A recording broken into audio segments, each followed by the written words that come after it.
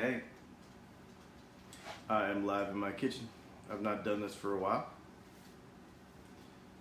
Let some people get on. This is a pretty important one. I have cat fur on my hat. Alright, let's go. I'll see if anybody pops on here in a minute. Otherwise, I'm just going to start talking because this is really important stuff. Oh, there's a couple people. So, the NAM organization just released last week. Hi everybody, by the way. I haven't been on for a while. So the NAM organization last week just released this email. They sent it around to all the NAM members about the CITES or CITES organization, and they're trying to regulate the trafficking of rosewood globally.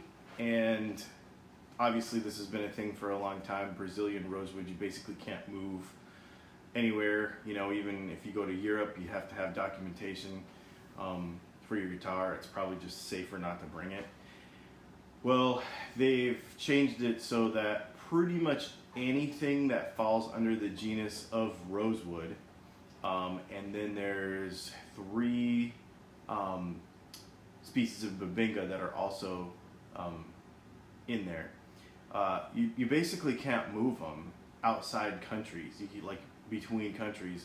It's almost like the guitar is going to have to have a passport, more or less. But to get that passport is an absolute pain. I just went to, so here's what has to happen. This is, and before I tell you all this, I am not 100% sure on all this stuff. I'm just reading what I'm reading. There is no legal advice contained here. There is nothing. I would encourage you to research this for yourself. However, I'm trying to do the research for myself because I build guitars for a living. So this is the application and the paperwork that I just printed out from, there's 9 pages here, that I just printed out from the Federal Fish and the Department of Interior, U.S. Fish and Wildlife Service, okay? And it's a 3-4 page application every time. So if I sell a guitar and it goes out of the country, okay, you can pretty much count on spending an extra $100 because that's what the application costs. And they're saying right now 60 to 90 days to process one of these. Now, because I build guitars for a living, I will probably apply for some kind of master file that is $200 for 3 years, and then I have to specify a range of how many I'm going to export over that 3 years, and then I have to pay $5 for each new one. I mean, it's a whole process. So the point I'm getting at is, and this has to do with, I have to actually take inventory of everything that I have. So fretboards and other rosewood parts that I already have here pre-convention, so pre-January 2nd, 2017. Whatever necks I have out in the shop, I have to have an inventory of them, and I have to actually provide receipts for where I got them. And if I can't do that, I can't ship them out of the country. So if you have a stack of wood at your shop and you don't know where it came from, you cannot ship it out of the United States. It's just not going to happen. So this means that if you sell a classic Martin with rosewood in it, if you sell anything, if you move anything with rosewood in it outside of the country, it's a royal pain in the butt, okay? So I'm just telling you that. It can be done, but it's a royal pain in the butt, and it costs money. So you're going to have to roll that into whatever costs. And I'm just talking to you because even if you do not sell guitars for a living, if you sell something used, if you sell it on eBay, just know that this is going to be a thing that's going to have to come up. So the reason I'm mentioning all this is not necessarily because I'm scared about it, because I'm not. I think I have 2 necks out there that are going to be pre-convention necks. What I want to talk about is what we have to do different going forward. And that is, the bottom line is we have to use different stuff. The guitar industry and guitar players, us, it's not the industry's fault, it's us. We have to get over ourselves with this whole tone wood crap. We just have to get over it. I don't care if you believe in it or I'm just going to tell you this right now. I don't care if you believe in it or not. That's not the stance that I want to take with talking to you today. Whether you believe in tone wood or how it affects the tone or whatever it affects, okay? Whether you believe in that or not, that's up to you. That's fine. I don't care about that. The bottom line is you got to get over it because, and you have to realize that, okay, so maybe rosewood or maybe ebony or maybe something makes it sound a certain way. You just got to find a new sound. That's all there is to it. If it does make it sound different, then you just got to find a new sound. If rosewood can't be put on a fretboard with any reasonable amount of ease, then you got to find something else to put on a fretboard. Gibson's new Flying V has I can't remember what it's called. If you go to the Andertons, you know, Rob Chapman and those guys, they did a demo video on it this morning. I watched it, and this is what kind of got me going on all this. They're using a different thing. It's not rosewood, it's something else. It's more sustainable. So is this going to raise prices on all the guitars made with these woods? Absolutely it will. Absolutely it will. And so this is why, and this is what I'm telling you about Gibson, they are changing it. And people are going to turn their nose up at it. They're going to turn their nose up at wood that's not rosewood, and they're going to turn their nose up at things like Richlite and other synthetic materials that are actually wood but reprocessed. You gotta get over yourself. As a guitar player, you just gotta say, you know what? We have ruined the earth and we have raped all the wood off of it. We gotta start and do something else. And the next time you go to a music store, you just have to play the guitar. Don't play the wood. Like, I think we get too stuck on, I'm playing something made from rosewood. No, you're not. You're playing a guitar. Just play the music. Like, get over it.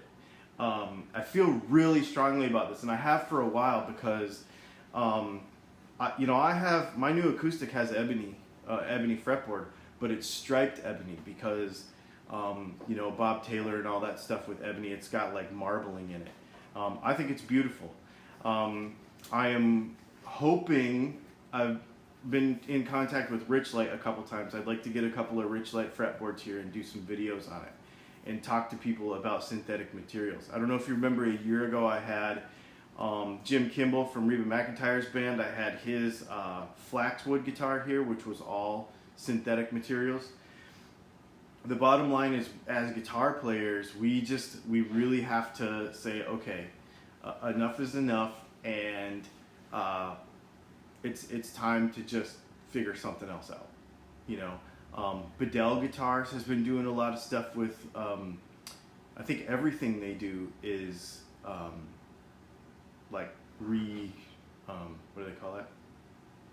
What do they call it when you can grow it over again?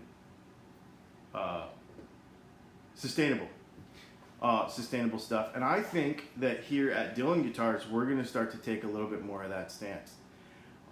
Even with some of the other mahoganies and stuff. I mean, I'm going to do some more research, and I'm going to talk to my wood supplier about it and see what we can do to move more sustainable. I just got this, I got this email the other day from NAM, and then I started doing some personal research for myself on it. And, and it might be, as they come out, they might come out with better regulations. It might be more streamlined. It might be easier to move guitars around. That is not the point to me. The point to me is, why are we trying to make it easier to do something that we know as guitar players we need to change? We just need to change. It's the guitar industry, and I've always said this. I don't say it on the internet very often, but this really applies. The guitar industry is the only industry that is backwards in the respect that progress is seen as a bad thing. We do not drive around in Model Ts because it's legit. We don't. We have air conditioning, we have ABS, we have leather seats.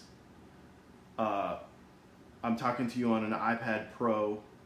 We don't wind our watches anymore because it's legit.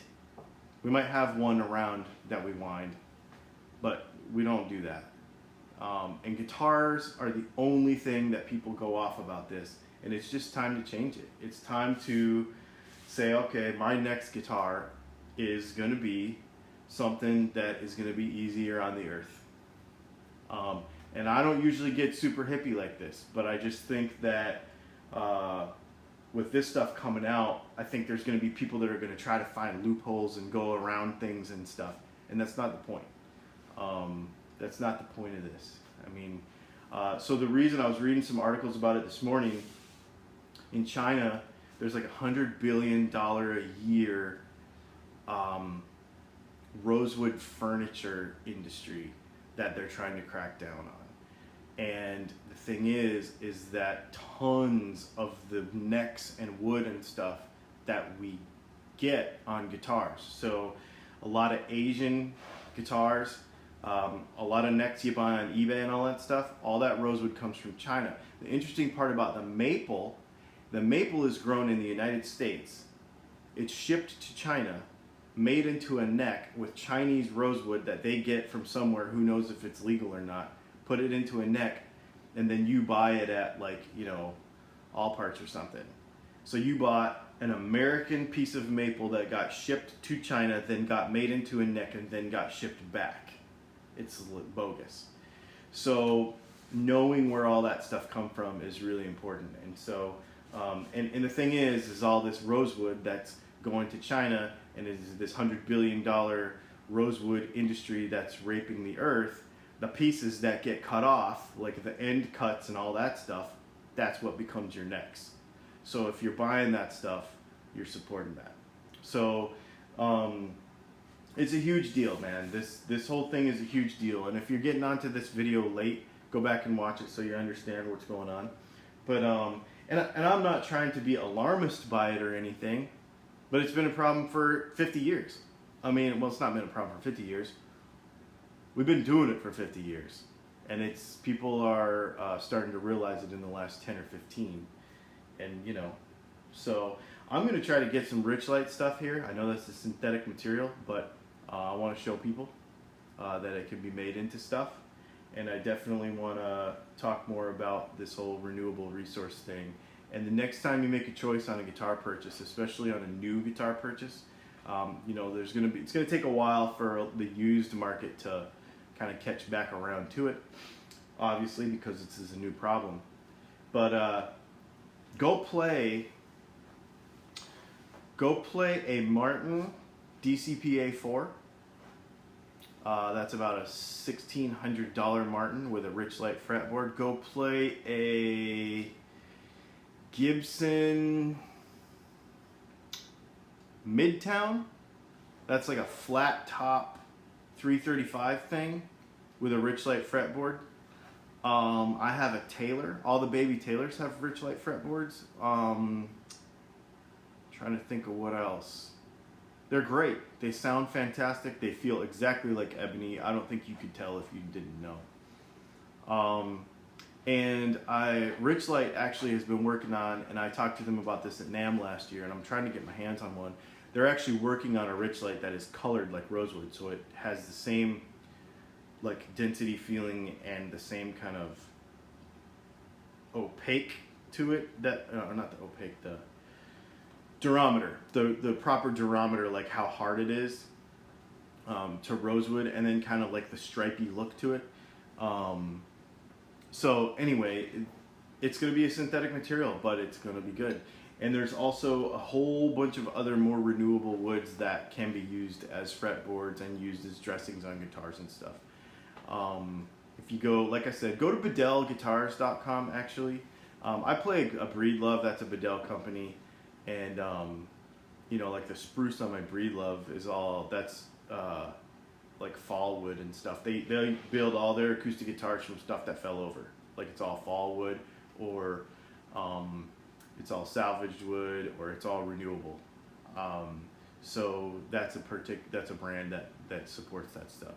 So do some research before you buy your next guitar, and be open-minded to new stuff. Be open-minded to new stuff that's coming. Because yeah, you're going to be able to buy a passport for your guitar, and yeah, you're going to be able to find a way around it. but I don't know that that's really the point. The point is, figure it out.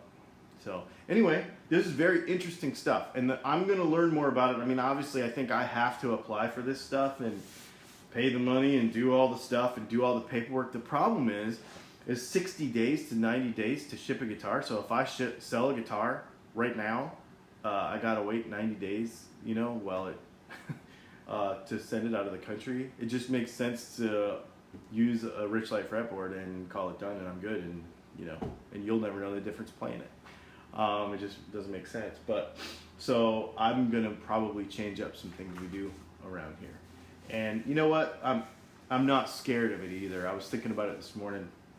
If I switch over to Richlite fretboards and I don't use Rosewood anymore, will people be like, well, I'm not going to buy a Dylan guitar? Some will, and I don't care. And other people will be like, you know what? That dude is doing the right thing. I'm going to support him. Just like they support Bedell, they support Breedlove, and they support other brands like that. I'm going to be one of those guys. So I think it's a positive thing. I don't think it's a negative thing. And anyway, that's my little spiel on that. Please keep your eyes open for more information on this stuff, because it is important.